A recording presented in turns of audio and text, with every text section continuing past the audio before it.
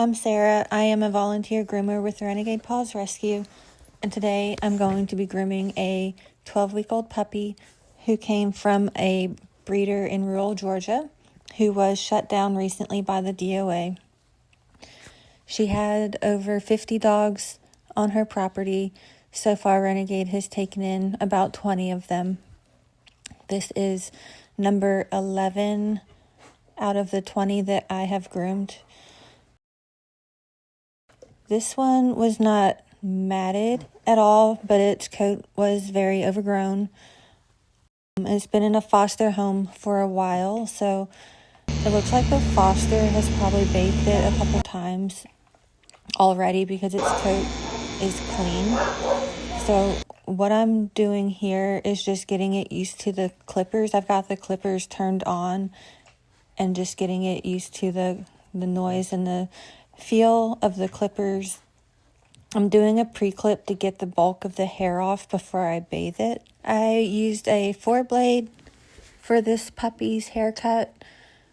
It leaves a good amount of hair, kind of like that short but not shaved look.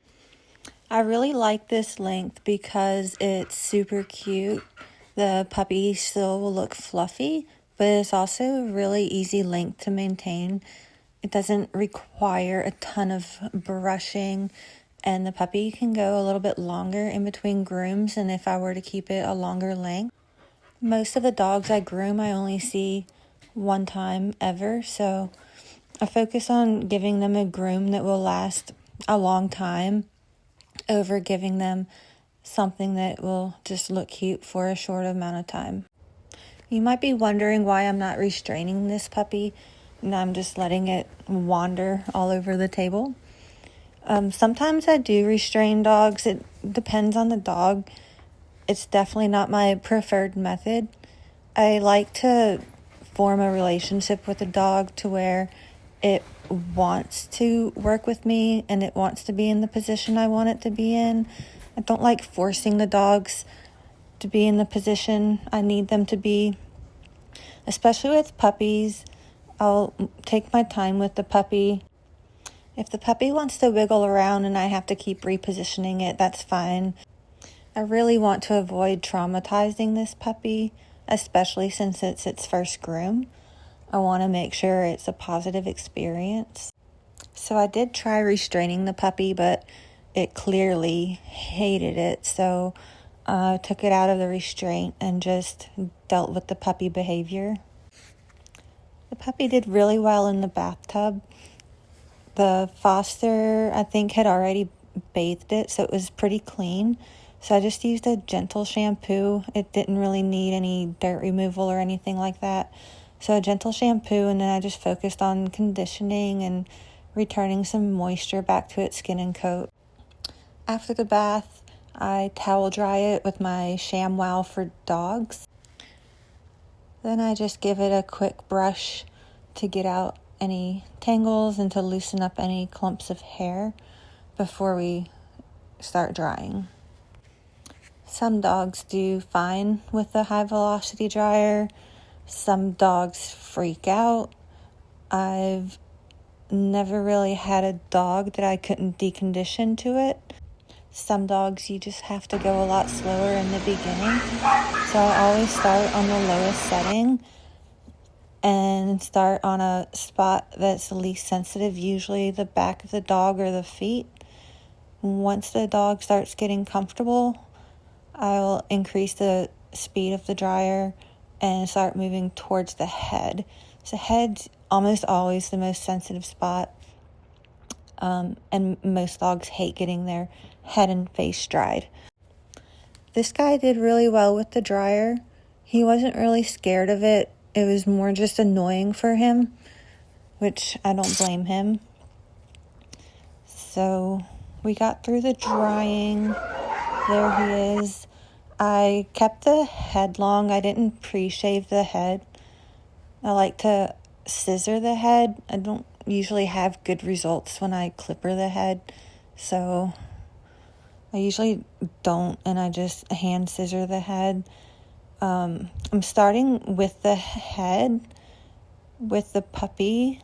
Usually I'll go back over with the clippers and clip the body again and then do the head last. But a puppy has a limited attention span, and the head is the most important part visually. So I am doing the head first. So if he quits on me, at least I'll have the head done and he will look cute. He is struggling quite a bit here. He probably has never had scissors in his face before, so I'm just gently redirecting him when he pulls away, and then waiting for moments when he is still to make my little cuts. My hand is only gently around his neck. It kind of looks like I'm strangling him, but I promise I'm not. It's there so that I can feel when he's about to move, and just to help steady his head a little bit. The face is always the most rewarding part for me, and I always look forward to doing the face. It's where you can really see the transformation, and I love being able to see their eyes. Also, earlier in the clip, I shaved his paws in between all of his paw pads, and I shaved his butt area and under all of his arms, and that's just all for sanitary reasons. I like shaving the paw pads. It just reduces the amount of dirt that gets brought into the house. A lot of dogs also get really bad mats in between their paws, so shaving the paws of these dogs is really important, and I think it's something that a lot of people don't really think about. For a 12-week-old puppy, this guy's doing really good. I've had some other puppies from this litter that I could barely touch with the scissors or the clippers. So, I just did the best I could, but it was definitely a very frustrating experience for me and the dog.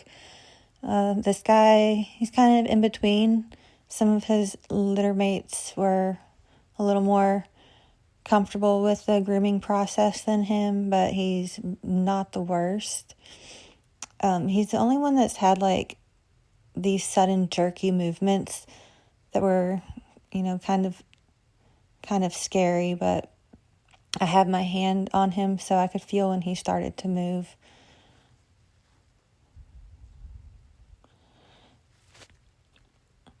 I could have done more cleaning up of the face and head area, but I could tell he was getting really impatient and he was kind of getting over me at this point, so I kind of just finished up quickly so that I could finish the body and legs.